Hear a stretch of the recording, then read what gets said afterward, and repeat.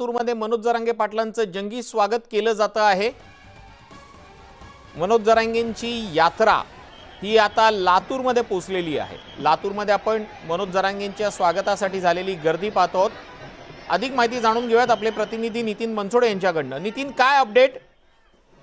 लातूरमध्ये आज जरांगे पाटील यांची शांतता रॅली संपन्न होते आहे आणि जरांगे पाटलाचं लातूर शहरामध्ये जंगी स्वागत करण्यात आलेलं आहे आणि त्यासोबतच जरांगे पाटील यांनी पहिल्यांदा लातूर शहरातल्या विवेकानंद यांच्या पुतळ्याला पुष्पहार घालून रॅलीची सुरुवात केलेली आहे। यानंतर ते छत्रपती शाहू महाराज आणि अण्णाभाऊ साठे चौक, गांधीजीचा पुतळा, महात्मा फुले असतील, आंबेडकर असतील यांच्या पुतळ्याला पुष्पहार घालून ते छत्रपती शिवाजी महाराज चौकात पोहोचणार आहेत आणि त्या ठिकाणी छत्रपती शिवाजी महाराजांना अभिवादन केल्यानंतर त्या ठिकाणी सभेचं आयोजन करण्यात आलेलं आहे आणि तिथे जमलेल्या तमाम मराठा बांधवांना ते संबोधित करणार आहेत।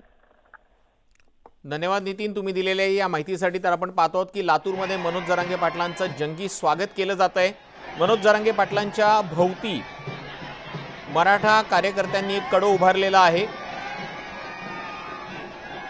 मनोज जरांगेंना एक आगळीवेगळी सुरक्षा मराठा समाजाच्या कार्यकर्त्यांनी दिलेली आहे आणि आता त्यांचं लातूरमध्ये जंगी स्वागत केलं गेलेलं आहे।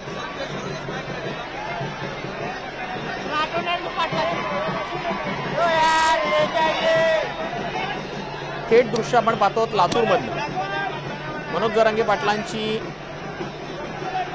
जनसंवाद यात्रा, जी एक शांतता यात्रा म्हणून सुद्धा प्रसिद्ध आहे, ती लातूरात पोहोचलेली आहे।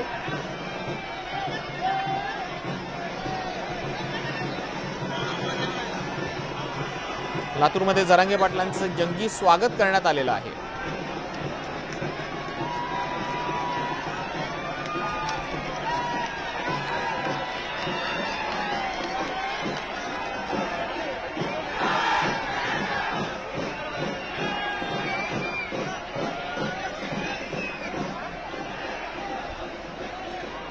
मराठा समाजाला आरक्षण मिळावं यासाठी मनोज जरांगे आक्रमक झालेले आहेत। सरकारनं आरक्षणाची अधिसूचना जरी काढली असली तरीही आता जरांगे पाटील सगळे सोयऱ्यांच्या मुद्द्यावर ते आक्रमक झालेले आहेत। सगळे सोयऱ्यांच्या संदर्भातला निर्णय लवकर सरकारनं घ्यावा असा इशारा त्यांनी सरकारला दिलेला आहे।